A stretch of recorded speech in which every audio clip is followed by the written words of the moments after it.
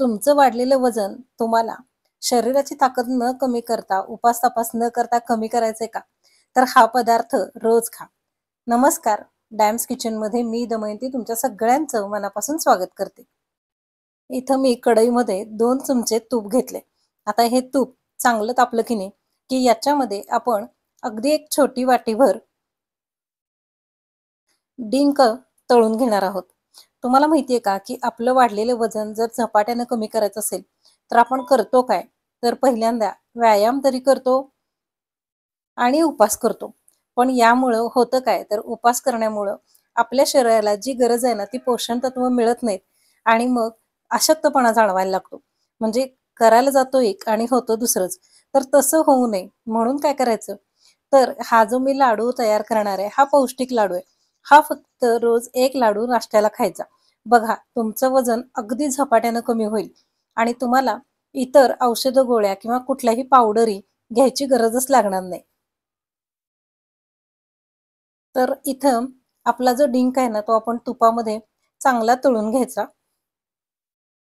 व्यवस्थित त्याच्या लाह्या फुटल्या पाहिजेत. तो आतमध्ये कच्चा नाही राहिला पाहिजे. असा हा आपला डिंक तयार झाला की नाही, की यापासून घरात उपलब्ध असलेल्या साहित्यामध्येच पौष्टिक लाडू तयार करूयात. नाश्त्याच्या वेळेला तुम्ही जर का वेगळे-वेगळे चमचमीत पदार्थ खात असाल ना, तर ते जरा कंट्रोल करा आणि हा लाडू फक्त खा. 1 तिथं 2 लाडू खा. म्हणजे काय होईल, तर तुमची भूक भागल्यासारखं वाटेल. शरीराला सुद्धा सगळी पोषण तत्व मिळतील आणि तुमचं खाण्यावर कंट्रोल आल्यामुळं वजन सुद्धा नक्की कमी व्हायला मदत होईल. तर हे बघा, आपला डिंक छान लालसर असा तळून झालेला आहे. आता हा डिंक एका बाजूला काढून घेऊयात आणि गार करत ठेवूयात. आता याच कढईमध्ये 1 वाटीभर मखाणे घेऊयात. हे मखाणे सुद्धा अगदी कुरकुरीत होईतोपर्यंत भाजून घ्यायचे. 1-2 मिनिटात भाजून झाले की नाही, की हातावरती चोळून बघायचे. चांगले कुरकुरीत झाले की बाजूला काढून घ्यायचे. आता त्यानंतर थोडेसे बदाम, अगदी छोटी अर्धी वाटी बदाम, ते सुद्धा आपण कढईमध्येच कोमट करून घेऊयात. आता आपले बदाम पण भाजून झालेत, मखाने भाजून झालेत आणि मखाने बघा गार झाल्यानंतर असे कुरकुरीत झालेत, हाताने छान चुरले जातात. डिंक पण तळून झालाय. आता हे सगळं साहित्य गार करत ठेवायचं. बघा आहे की नाही एकदम पौष्टिक आणि सोपी रेसिपी. आता काय करूयात तर 1 मिनिटामध्ये चॅनलला लाईक करा, चॅनल सबस्क्राईब करा आणि व्हिडिओ शेअर करा. तर आता इथं मी एक मोठी वाटी भरून शेंगदाणे घेतलेत. हे शेंगदाणे देशी आहेत. तर कुठलेही शेंगदाणे घ्या, काही हरकत नाही. आणि शेंगदाणे सुद्धा लालसर होईतोपर्यंत छान साल वरचं निघेतोपर्यंत आपण भाजून घेऊयात. आता हे शेंगदाणे असे भाजून होत आले, की मध्येच यामध्ये अगदी थोडेसे मगज बी घालून घ्यायचं. आता पुन्हा एकदा हे भाजून घेऊयात आणि गॅस बंद करूयात. हे शेंगदाणे सुद्धा आता आपण गार करून ठेवूयात. आता हे लाडू पौष्टिक हवेत म्हणून काय करायचं, तर गूळ घ्यायचा आणि हा गूळ बरोबर 1 वाटी घ्यायचा. नंतर जर का आपल्याला असं वाटलं, की थोडासा कमी पडतोय, तर वाढवायला काहीच हरकत नाही. तर गूळ सुद्धा 1 वाटीभर होईल एवढा झाला, की खिसून घ्यायचा आणि हे गार झालेलं साहित्य मिक्सरच्या भांड्यामध्ये घालून घेऊयात. सगळं मिक्सरच्या भांड्यामध्ये घालायचं आणि छान फिरवून अगदी बारीक त्याची पावडर करून घ्यायची. ही पावडर जी होते ना, ती होताना कोरडी होते. पण याचे लाडू जे आहेत ना, ते एकदम सॉफ्ट होतात बरं का आणि 15 दिवस आरामात टिकतात. म्हणजे तुम्ही एकदा करून 15 दिवस अगदी रोज व्यवस्थित खाऊ शकता. तर आता आपली ही पावडर तयार झाली. ही पावडर काढून घेऊयात आणि आता त्याच मिक्सरच्या भांड्यामध्ये भाजून घेतलेले हे शेंगदाणे जे आहेत ना, ते पण बारीक करून घेऊयात. आता शेंगदाण्याचं सुद्धा कूट करून घ्यायचं. ते पण थोडंसं जरी कोरडं झालं ना, तरी चालतं. पुढं जाऊन एक छान ट्रिक सांगते. यामुळं आपले लाडू अगदी मऊसूत होतील. तर हे जे कूट आहे आणि पहिली पावडर हे सगळं दोन्ही छान एकजीव एकत्र करून घ्यायचं.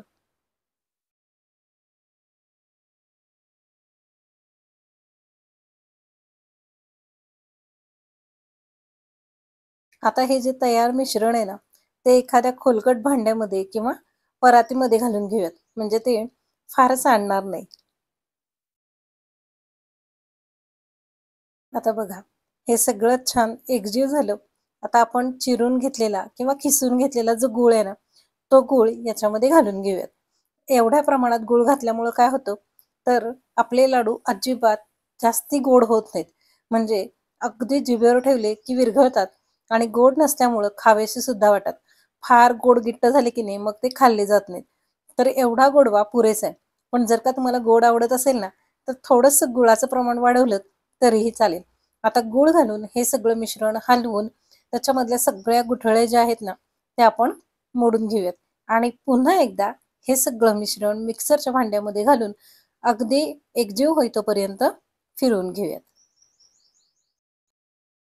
तुम्हाला म्हणल्याप्रमाणे लाडू कोरडे होऊ नयेत म्हणून एक टीप सांगते ना, ती ही टीप.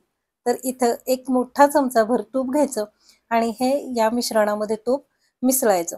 म्हणजे मग लाडू अगदी मऊ आणि वळायला पण सोपे जातात. कुरकुरीत पण होतात बरं का. तर हे सगळं साहित्य आता आपण एकत्र करूयात. आणि हो, तूप घालताना तुम्ही कुठल्याही स्टेपला घातलत तरी चालेल. म्हणजे आता सांगितलं त्याप्रमाणे किंवा जेव्हा आपण आता मिक्सरच्या भांड्यामध्ये सगळं मिश्रण एकत्र करतोय, तेव्हा घातलत ना तरीही चालेल. असं हे सगळं एकत्र करायचं आणि मिक्सरला फिरवून घ्यायचं. आता बघा तुम्हाला दाखवते. मिक्सरमध्ये हे सगळं मिश्रण कसं छान मिळून आले. आता हे सगळं काढून घेऊयात आणि लाडू वळायला सुरुवात करूयात. अगदीच जर का हे सगळं कोरडं-कोरडं वाटायला लागलं, म्हणजे शंका आली की लाडू वळला जाणार नाही, तर अशा वेळेला थोडंसं तूप घाला किंवा गूळ घाला आणि हातानेच जरी एकजीव करून घेतलत ना, तरीही चालेल. पण या प्रमाणामध्ये सगळं साहित्य जर का परफेक्ट वापरलत ना, तर अजिबात तुमचे लाडू चुकणार नाहीत आणि छान असे वळले पण जातील. आता तुम्हाला जेवढा आकार हवा आहे ना, तेवढ्या आकाराचे लाडू वळा आणि रोज सकाळी नाश्त्यासोबत हे 2 लाडू आवर्जून खा.